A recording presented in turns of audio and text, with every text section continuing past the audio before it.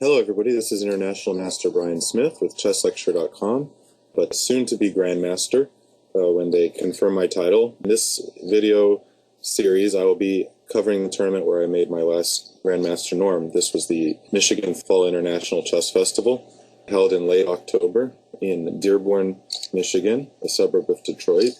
This was a very strong tournament, a very international tournament with, I think, at least maybe about 4 or 5 grandmasters over 2,600 FIDE, starting with the first seed Timur Gareev, who was 2676.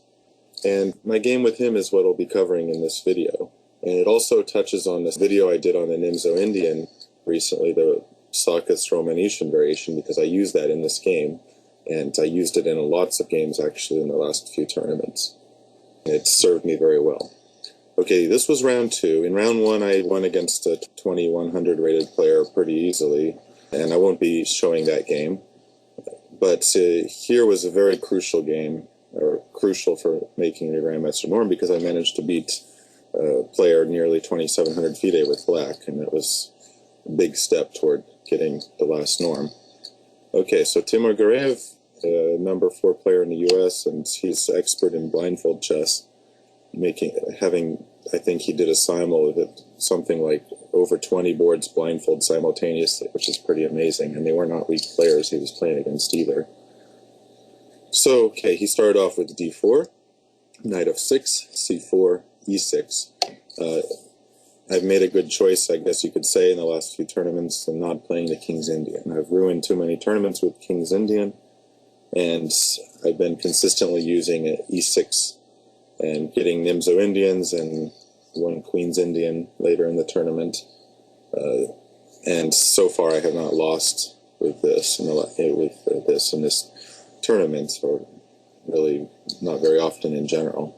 So, okay, e6, knight c3. So he chose to allow the Nimzo Indian, bishop b4, e3, and b6. And I've been playing this in each game. I think I've had it about maybe 6 times in the last 2 tournaments. Pretty much almost every game I have with black is getting this variation, it seems. There are a few others, but in the tournament I played before this in Washington, D.C., or near Washington, D.C., where I almost became Grandmaster there, just lost the last 2 games of the tournament, so I got nervous at the end, but I was having a really good tournament. I had this variation, which we'll be seeing in this game, against Grandmaster Lenderman, Grandmaster Shabalov, and against a FIDE master named Gregory Marxone. And and in this tournament, I ended up playing this line against Gareev here, and also Ipatov later in the tournament, a player about 26-20. Okay, so b6, knight e2. White, of course, chooses to avoid the doubling of the pawns. The other principal line is knight f3 and bishop d3, whichever move order.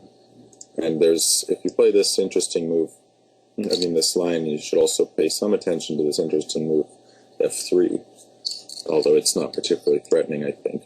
But the idea is that black's bishop on e7 will not have any sense, so in some ways it makes sense for white to lose a tempo playing e4. But okay, back to this, b6. He chose knight e2, which is what everyone has been playing against me. And I played c5. So I did go into this Romanician Sakis variation, which you might have seen in another video, where I covered a game I played against Calvin Blocker, International Master Calvin Blocker. Later in the tournament, I decided to vary to avoid some preparation when I played Ipatov, and I played this move, which is also interesting. Okay, c5. Gareev played a3, bishop a5. Idea is to keep the bishop. I'm not trading it off in this situation, of course. Rook b1, which really white should play this at some point because it forces me to put my knight on a6, which is not really best square for the knight. So knight a6. Want to stop b4, of course. Queen e7 is played sometimes, but it has some tactical problems. But okay, knight a6. And Gareev played f3. This one I hadn't faced before yet, I believe. In the games from the other tournament with Shabalov and Marxone, both games followed each other, and they played bishop b2, castles, knight to g3, and by transposition reached the same position d5 takes. Gotta trade off the bishop in this case. And same position was reached after that move. And both times I played this strange move with the idea of playing bishop a6. And I don't want the knight on c7, but there's a tactical point, because after this move, if he castles, which Shabalov did, then bishop a6, white doesn't have knight e4 here, because I can just capture the pawn. And after bishop f3, I move my queen away. And after bishop a8, I can take on f1.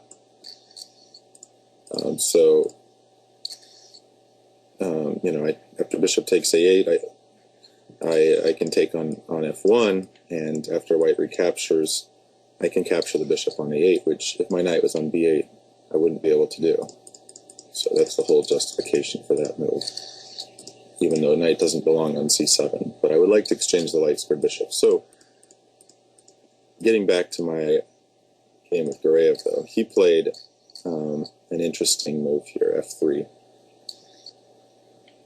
The other main move is g3, which Lenderman played against me in Washington.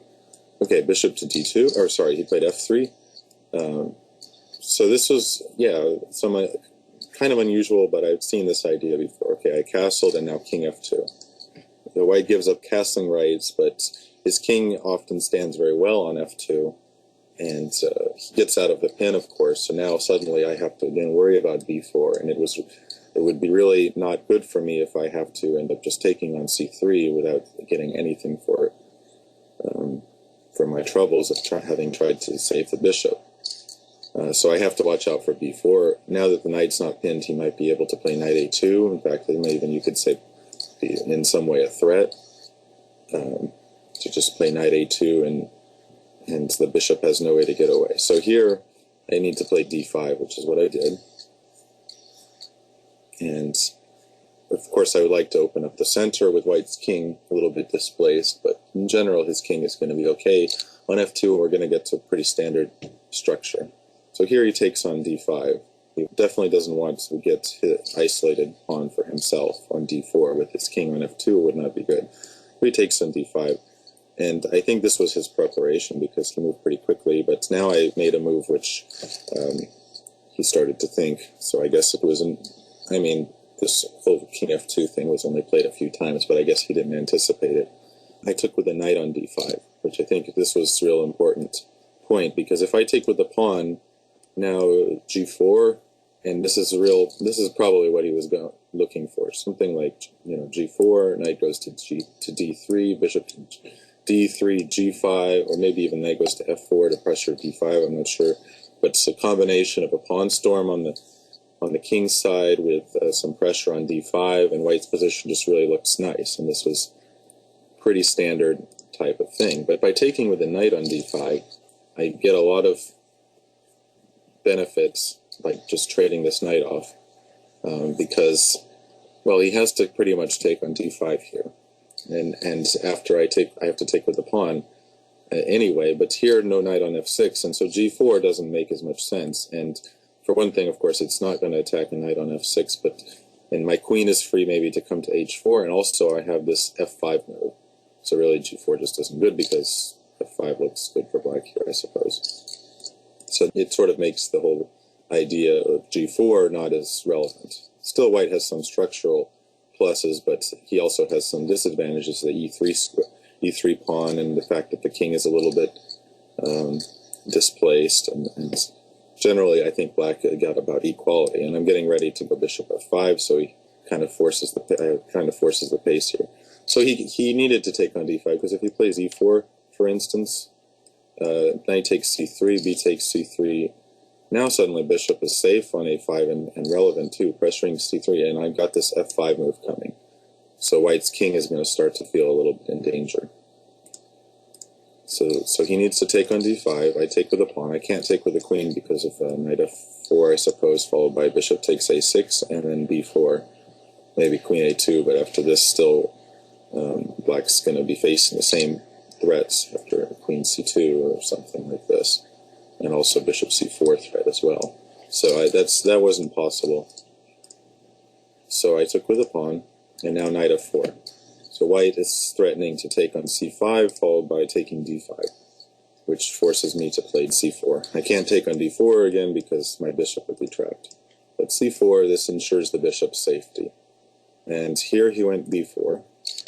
He needs to get rid of my, well, he wants to get rid of this pawn on c4, which is a strong pawn. It's keeping his bishop from coming to d3 square and provides me with a nice pawn majority on the queen side. So without him having a whole lot of attacking chances on the king side, he really needs to just to change the situation over here. Otherwise, I'm playing b5, and bishop coming back to b6 in some cases. Knight goes to e6, and I can push a5, b4, and so on. And white's king side pawn storm is always going to be held up by f5 move. And trying to play e4 is not going to work out for him because it's just going to expose his king too much. So he played b4, and I have to take it en passant.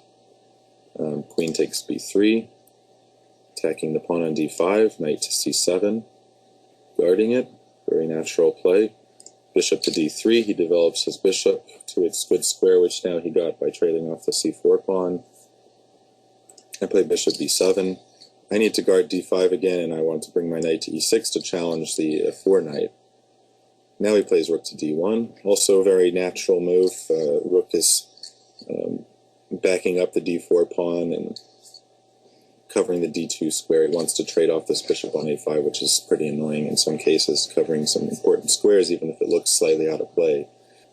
It's covering some squares which white needs. So rook to d1, knight to e6. So I want to take on f4. He can't allow that. This would destroy his structure. And if he takes on e6, I think this is perfectly fine for black. I got the open f-file, which could be useful for me in some cases. I'm going to get to the c-file first. And I have some kind of pressure on the king side. Queen h4 check maybe coming, or queen g5. e3 can come under pressure when he ends up having to trade off the dark squared bishops at some point. Even later, maybe the e5 push will happen, who knows. But I think this is perfectly fine for black.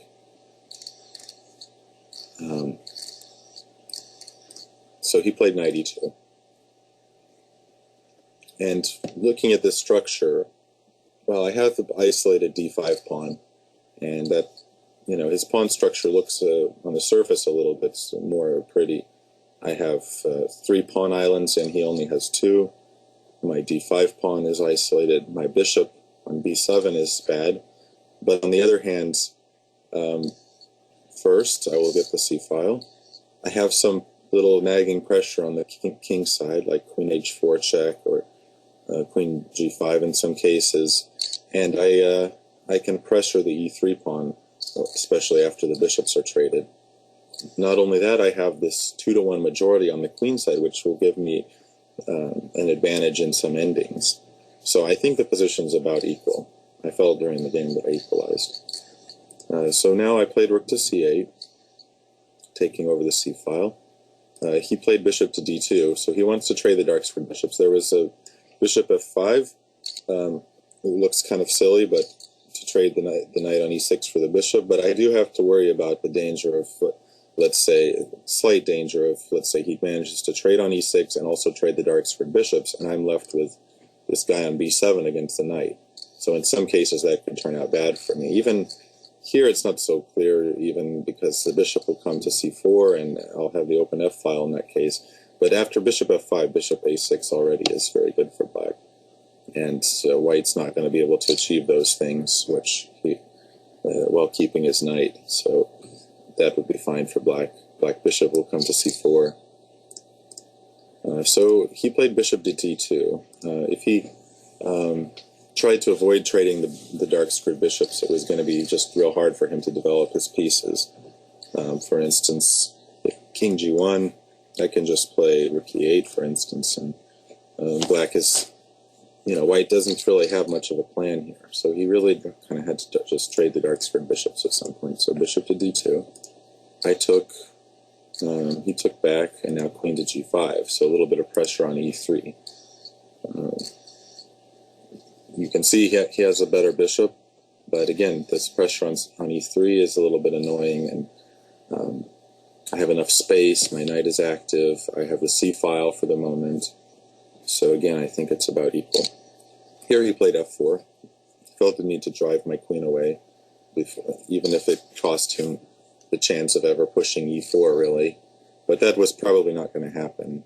I mean, it was not really going to be possible to carry through this e4 advance, and it was going to strengthen my pieces when he will open his king too much and open up lines too much. So he played f4. I gave a check on h4, king to g1, and now I chose rook to c7. Here, so far, the game has been pretty quiet it's pretty quiet actually for the first about 23 moves. But then it completely exploded into some crazy tactics, and we'll be seeing that in a second. So in case you're getting bored, it's time to start looking again, and it'll start getting exciting. Here I played rook c7, which is maybe not the most accurate move. Maybe queen e7 immediately was a little bit more accurate. And there starts to be threats like here. There's well, not so much knight takes d4 because you'll have bishop takes h7 check in response, but knight takes f4 is a big threat because it's also not completely a threat yet either, because he often has bishop takes h7 check and then taking the knight, and the queen guards e3. But these kind of tactical ideas start happening here. And now he can't go, for instance, knight c3, because then I will have knight takes f4 or knight takes d4, maybe stronger here. Looks like stronger, because if he takes, again, queen e3 check is the idea. Blocking with the rook, loses the bishop, and if he checks on h7, now I'm getting this, again, this 3 still. So knight c3 becomes impossible after queen e7, and then I can continue with my plan of rook c7, rook c8, taking over the c-file. If he plays f5, my knight comes into g5, and it can come to e4 in some cases. e3 is also threatened. Actually, after f5 here, I have this move, but you know. So queen e7 was probably a little bit more accurate. I played rook c7, and here he quickly played rook f1. I think this maybe was a little bit too over-refined. He wants to threaten f5 and maybe rook f4 in some cases, or f6. He wants to attack on the king side. But this really just forces me to play the way I should play anyway, and he ends up, the rook on f1 doesn't help him. So here he should have, I think, played knight c3 immediately. My queen e7 move, if I played it the last move, would have prevented this. So here he threatens knight takes d5, knight to b5. Queen e7 doesn't seem to work because of knight to b5, I think. Or, yeah, knight to b5. And rook f to c8. Looks like white can play knight takes d5. And after rook c1 check, rook to d1, and there's no special tactics here for black that I see at the moment. So after knight to c3, I might have to just guard my pawn with rook to d7. And black's maybe a little bit worse, has to defend a little bit. It's not anything terrible, but white still has to worry always about e3. For instance, here, if white continues with queen a4, attacking a7 and d7, I can respond with queen e7. And now this guards the rook, and if queen takes a7, I have knight takes f4. Again, threatening this queen e3. And so this is suddenly white starts to experience problems. And he played rook to f1, and now queen e7. This was causing white some annoying little problems. This knight, various knight moves attacking e3. e3 is a very sensitive square. If white just retreats his bishop somewhere, then black is at some point going to get bishop a6, and that's important. Right now, I can probably just maybe rook f to c8, already take over the c-file, and white has no special threats. So here he played knight c3, and probably what you could say one move too late. I played, although it's still okay for white, I played rook f to c8 here. So this time I don't really have to just passively defend the d-pawn. And I think at this point he made, I guess you could say, a mistake, I think. I was thinking during the game he should just take on d5, and there was a force variation that led to probably drawn ending. After knight takes d5, I take, queen takes, and now I take on f4 because I need to get my pawn back. So knight takes f4, and he can't take that knight because, for instance, he takes f4, queen e3 check, and rook c1 check. Or if he blocks with the d rook, then I can take on e3, and black is better. White's pawns are more weak, and black controls the c file. And if rook f to f2, then rook to c1 check, bishop f1, rook takes f1. That's to take with the king, and now rook to c1 check, and it's mate next. So this is a real typical tactical theme that happens in these positions, which we got in this game. So he can't take on f4 with a pawn. I thought he would play queen e4. There was also bishop takes h7, but it seems like black's a little bit better here. King takes h7, he takes f4. He can't take with a rook again because of queen takes c3, followed by rook to c1 check. So he takes f4, and now black can take on a3, or maybe give a check first and then take on a3, either one. And I would say black's better.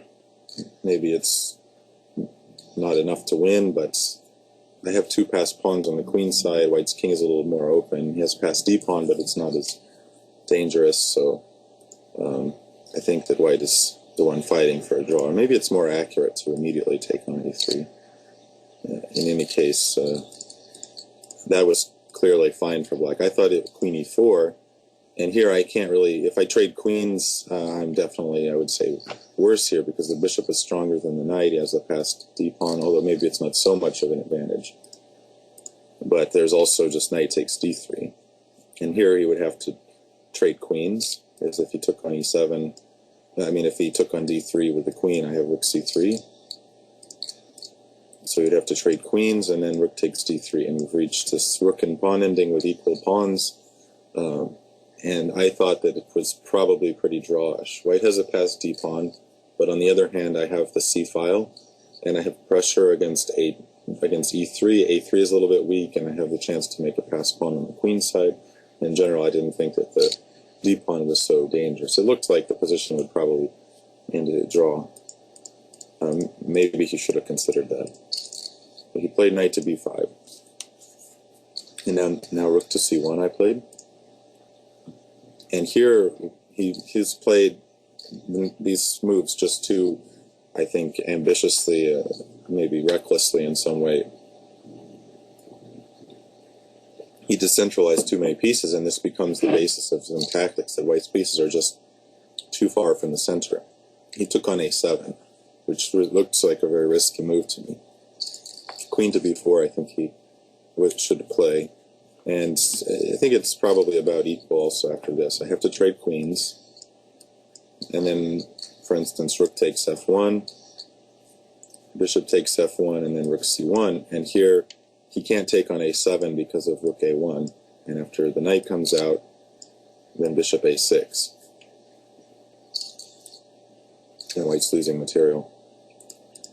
But he doesn't have to take that pawn. And he could play some other move, maybe knight to d6, attacking the bishop, and here black can play bishop c6 or knight to d8 or something like that, and should be about equal. I mean, maybe black's slightly better because I have the c file and some chance to push on the queen side, but I suppose if white plays b5 and my bishop's also a little bit locked in, so it's reasonable position. Should have probably played that, but he took on a7. And here, now we start to get into some real crazy tactics. I had not really thought knight takes a7 was possible, just on an intuitive level. But it seemed okay that it was possible. Knight takes d4, for instance.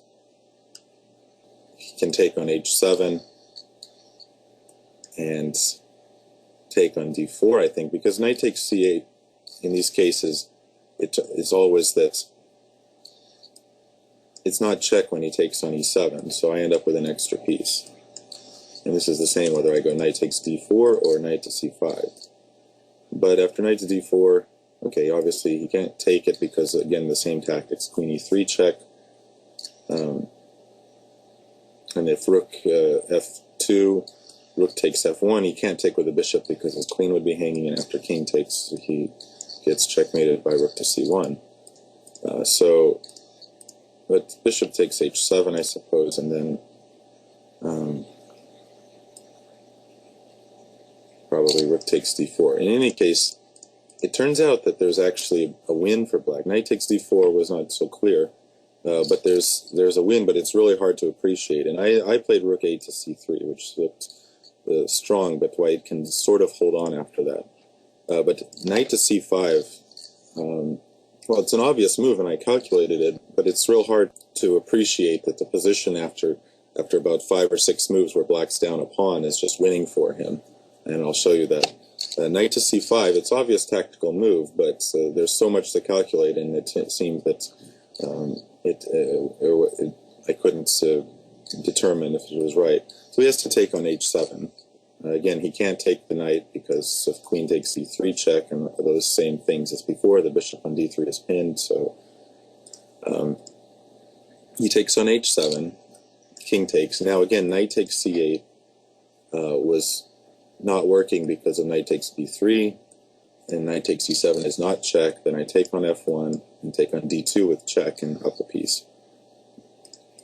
Someone pointed out that knight c5, that someone had analyzed with a computer after the game and pointed out to me that knight c5 was winning, and I couldn't remember precisely. He suggested that I missed that knight takes e7 when it was not check, but I don't think that was it. I remember calculating this line, which after the natural takes and just d takes c5. And here, okay, I take on rook a takes c5, and white's up a pawn, and he's bringing his knight back in. First checks on d3, so that e3 will be guarded, and then knight to b5. And I didn't see anything special for black. I'm down a pawn. If the knight comes to d4, white not only has the pawn, but also but also positional advantage. My bishop will be blocked. But here, I have the beautiful blow d4, just sacrificing that pawn 3 different ways, but it opens up the gates, and apparently white's losing here.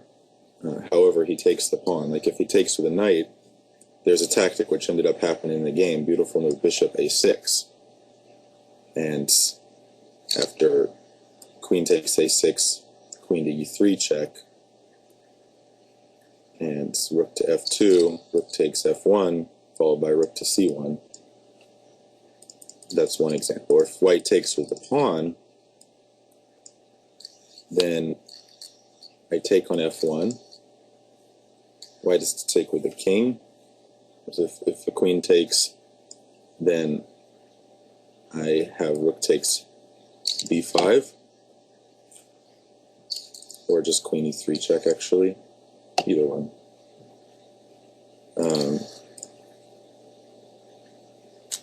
So it has to take with the king, and now rook to c1 check.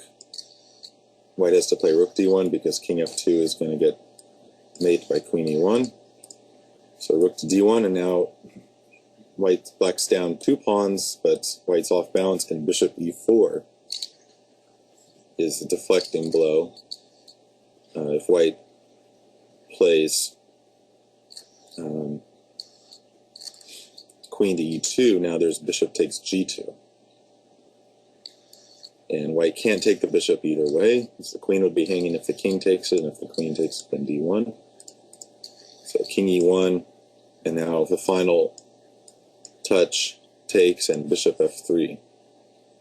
And black's up the exchange and should win the ending. Okay, so obviously I couldn't appreciate all of this so far in advance, and I don't think anyone really could, but basically trying to sort your way through all these tactics of different captures and everything, and determining that this position where I'm down a pawn, the white's just too off balance. Okay, white's always off balance a little bit, but you have to know that white's too off balance, because otherwise black could be losing, and it's hard to assess the position several moves before after a huge change, and that was so why I didn't play knight c5 and instead rook 8 to c3. which was real natural move, and it's not really much worse. Here now he made, I think, final mistake. Queen takes b6. Okay, natural move. Queen's under attack. Have to move it anyway. But it turns out that his queen and knight are just fatally decentralized, and black has just a beautiful response here, which wins the game pretty much instantly, although it took about 60-some moves, or 70-some moves to finish the game. But here white could kind of hold on with queen to b2. After queen to b2, rook on c1 is hanging, so I have to take on f1. And now white can take with the king or the bishop. If the bishop takes, then, for instance, rook takes a3, attacking the knight, and also pawn on e3.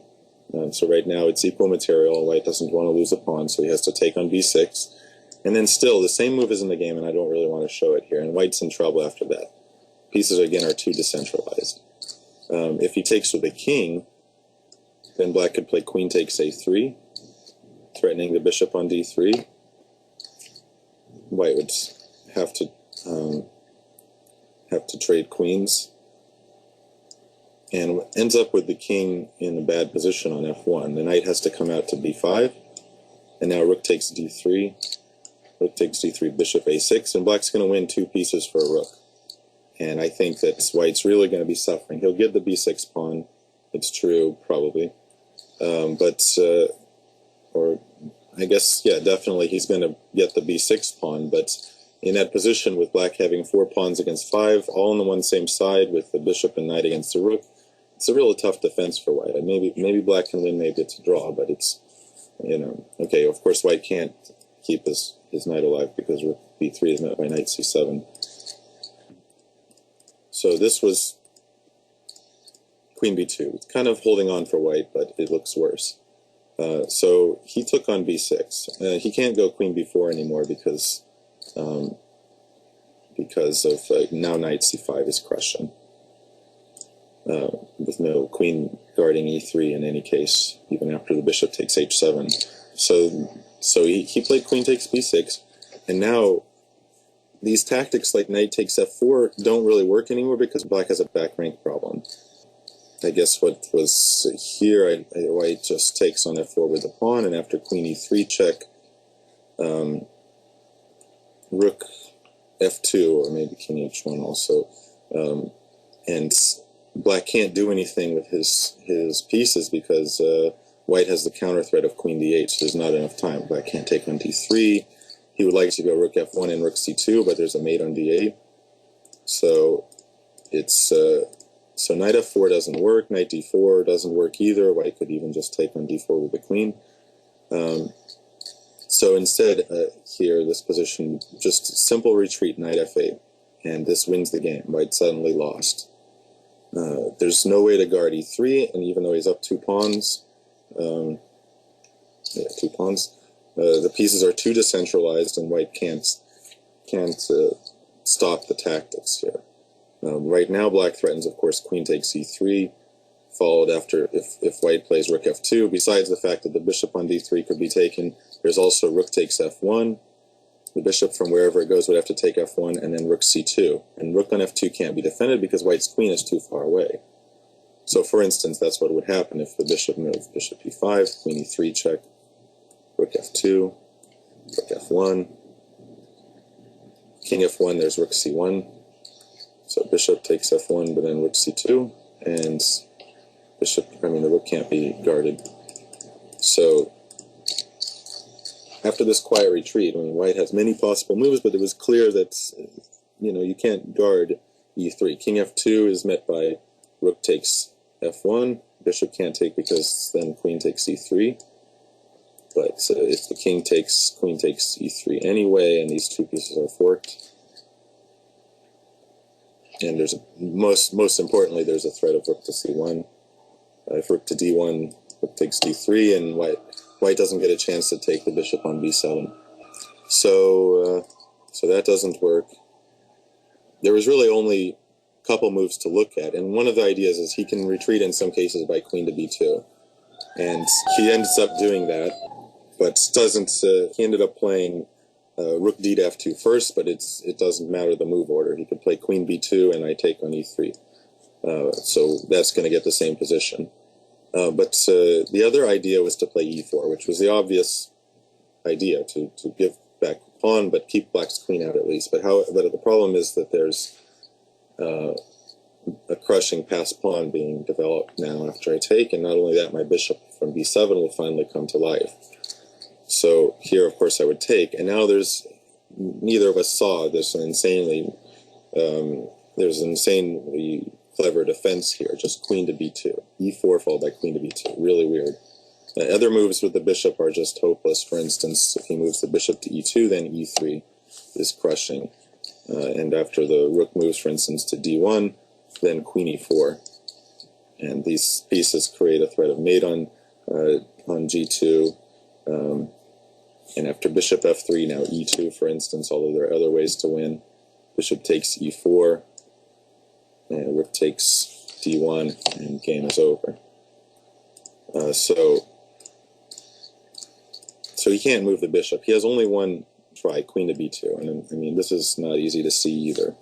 And here, white would kind of be okay after rook takes f1, bishop takes f1. Now black takes on a3, but white will get his knight back in. Black has the passed pawn on e4, but it's holdable for white. But instead, black should sacrifice the exchange here. E takes d3. Of course, you want to open this bishop from b7. You don't want to keep this blocked. And after rook takes c1, can trade rooks, queen e3 check, forcing white into this tough pin here. And now knight e6. And this passed pawn on d3 is so strong, the bishop was so strong on b7, and white's in this very unpleasant pin here on e3 to c1, and knight's out of the game. And you can't play, for instance, rook to d1 because black is going to he can sacrifice on g2 and force the mate. Looks like knight takes f4, and then it's mate in a few moves. For instance, king f1 or king h1, queen f3, followed by mate, and if king f1, then it's mate in 2. So he's really, black has a very strong attack, and the knight is about to come to f4. g2 is really under pressure, and the d3 pawn is too strong, and doesn't seem like really any defense. He can try d5 and then queen c8 to force the knight back, but still he's got the same problems now. Back rank, rook on d2 is hanging, passed pawn is too strong, knight on a7 is also hanging, so I think it's over. But all that stuff is hard to see.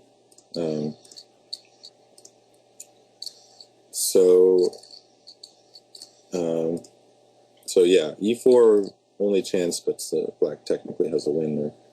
Oh, and the other thing is if he plays king h1, anticipating a check on e3, now the back rank is a problem. Rook takes d3. And white, all the rooks are hanging, but white loses a piece because he can't take on d3, and if he takes on c1, I take on d2. So he played rook to f2, and actually offered a draw. Queen takes c3. White's bishop is hanging, and also there's a threat of rook takes f1 followed by rook to c2. So if the bishop moves somewhere, same tactic as before, rook takes f1, rook c2, and f2 can't be guarded. And that's also what would happen if white took on b7. Black doesn't need to take on d3. I just take on f1 followed by rook to c2, and I win the rook on f2 with the mate also coming. White loses at least the bishop on f1 and ends up down a rook. So has to play queen to b2, and now comes a really good tactic, and turns out the only way to win. I can't take on d3, of course, because c1 is hanging. So here I play bishop a6, and the bishop on d3 is torn away from guarding c2, and it has really no choice, because if it moves I take on f1 with mate, and can't be guarded. So he has to take on a6. If he plays knight b5, I just take on b5, and after queen takes, I can now take on d3 and win a piece. And if bishop takes, then rook to c2, and rook on f2 is in a pin. White has to give up the queen to avoid mate. So he takes on a6, and now comes rook to c2. So queen is under attack, and queen takes f2 followed by mate is also threatened because rook on f1 is pinned, so clearly white has to give up the queen. He takes on c1, rook takes c1. And here now, okay, it's winning position, but it actually took a long time. I'm going to go a little bit faster at this point. They're just highlighting a few moments. But I am up a queen for a bishop, a rook, and a pawn, but white's pawns are falling and pieces are out of play, and probably I could win quicker than I did, but there's also a little time pressure here, not so much time at this point. So he played now a4. He needs to somehow use the b5 square to get his pieces back in. And now I chose knight e6. There's also knight d7 with the idea of bringing the knight to e4. Of course, at some point he's going to take on c1 and rook f1, and then maybe I'll bring knight e4, knight f2, but he can play h3, king h2, some cases, I don't know. It's winning for black, but I decided to go with the safer way of just taking the d4 and a4 pawns, and eventually, once I have a passed d pawn and I get rid of his a pawn, it should be enough to win because there's really no fortresses when I have a passed d pawn. So I played knight e6. He played knight c8. Has to watch out for this knight becoming trapped. So he went knight c8, rook takes f1, bishop takes f1, queen takes d4. So now a threat is, besides queen c5 trapping the knight, I also knight c5, knight e4. This idea. He has to get his knight out, so knight e7 check, knight f5. I take on a4, played g3, queen e4 check, or queen e4 rather. Knight to d6, brought the queen to b4, knight f5, g6, knight e3, and now I played queen c5. Not all my moves are the best, I suppose, in some of these points, but it's a technical position, and you'll see I repeated moves a lot of times, at several points. This is well-known technique. It's both keeps you calm and it kind of shows your opponent that the position's hopeless and gives you more time because there's an increment. So, okay, queen to c5 I played. He went knight g4, king g7, knight e5. So he's hoping to blockade on d3. It's not really going to be possible ultimately, but that's the best try. So I played queen e3 now. Now again, I want to go bring my knight. He went king g2. I went queen e4 check, now rook f3. If he goes back to g2, then I guess what I was going to do, I think, was something along the lines of knight d4, and then chase his knight away with the threat of knight f3. But he played rook f3. He wants to get knight to cover d3 and try to create some sort of fortress where he guards d3 with all of his pieces and keeps everything covered. It's incredibly difficult. Here, I missed a simple win. Of course, knight to d4 is the obvious move, but he has bishop d3. And then after queen e1, black's winning here. The knight is, starting to jump in, and white doesn't manage to get his fortress, which he wants. He won't get his knight to f2 anytime soon. But I ended up playing knight c5, which I realized was a mistake right away. Win is f6. This move just wins simply, and could have been easy to calculate it, but I was tired and nervous because I'm winning in this really beautiful game against a very strong player. Bishop d3, and now after the queen moves, bishop d3 is the only move, because if the knight moves, then knight to d4, and black will win the rook, or at least the exchange. So bishop d3 has to play, and then queen to b4. The knight has to go to g4, and then queen to d2.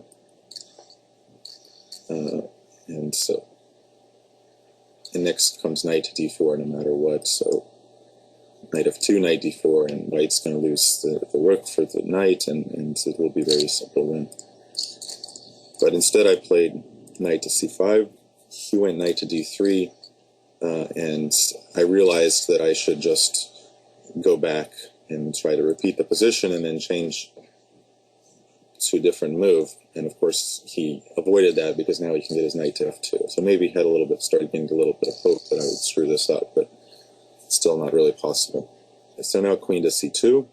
And here he needed to try to get some counterplay, because if he does nothing, he can't hold this defensive position. I'm going to do, for instance, bring f5 and bring a knight to e4.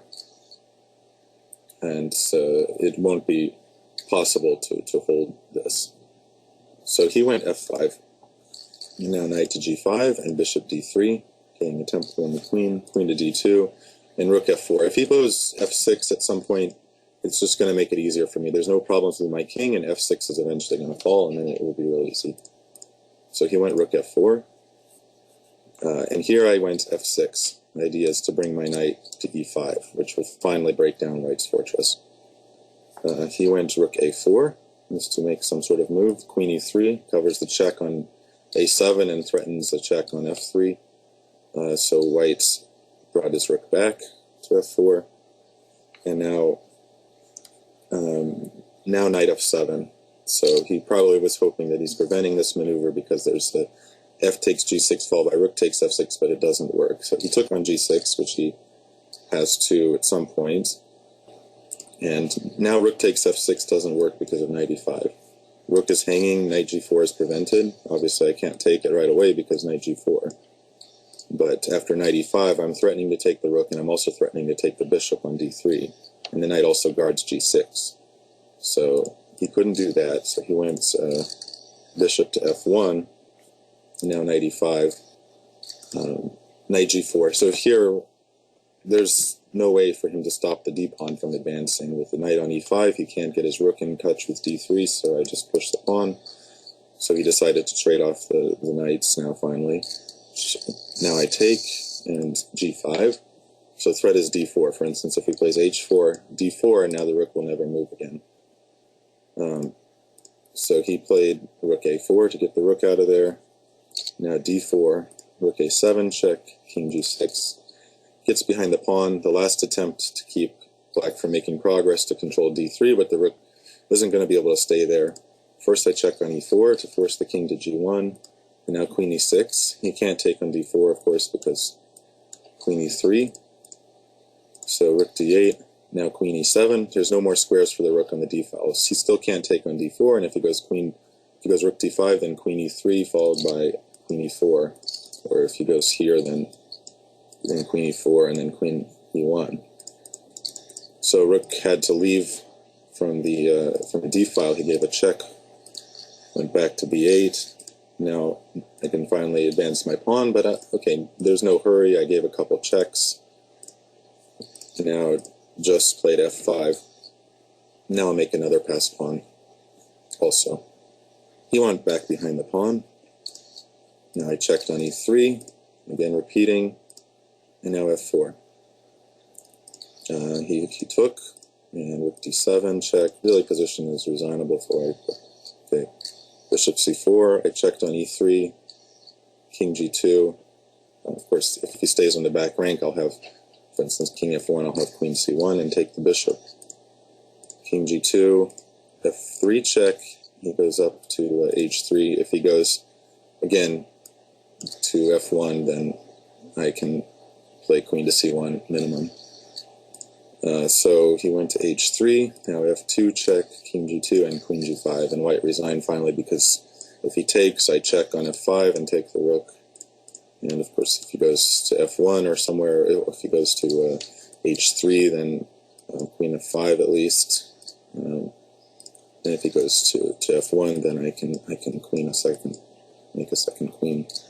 So this was a good start to the tournament, beating nearly 2,700 player with black, so I was very happy with this. We'll be seeing some other games from this tournament. I hope it'll be instructional for people to see, the progression of a real tournament and my thoughts during the game. Obviously here I showed also some lines which I analyzed after the game, obviously with the help of a computer. Those things you're not normal person not going to be able to find, but I also think I've shown what I've seen during the game and what the players were thinking about. So this has been International Master or Grandmaster-elect Bryan Smith with ChessLecture.com.